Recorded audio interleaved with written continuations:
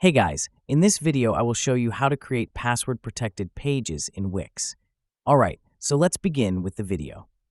In this video, I'm going to show you how you can password protect pages on Wix. So if you want to create a protected area page, which if someone was to click on, it's going to ask them for a password. And once that person types in the password, they will then be allowed to access the page. So here's how you can create this on your website. So first, you need to go into your website editor. To do that, obviously click on your website once you log in. Then go to your dashboard and click Design Site, and that will take you into your website editor.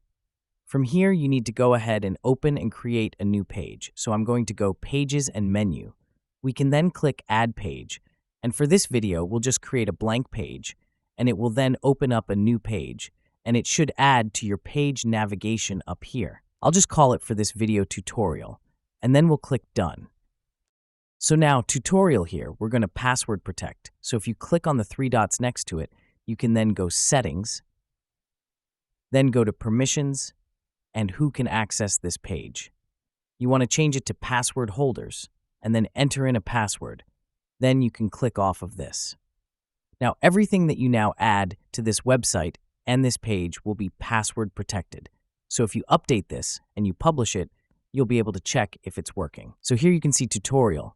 If we click on that, it's going to ask for a password. And then if someone enters in the password, it's going to take them inside of the page. So that's basically how you can create password protected pages in Wix. So that's all for this video. Consider subscribing if you find it helpful, and I'll catch you in the next one. Thanks.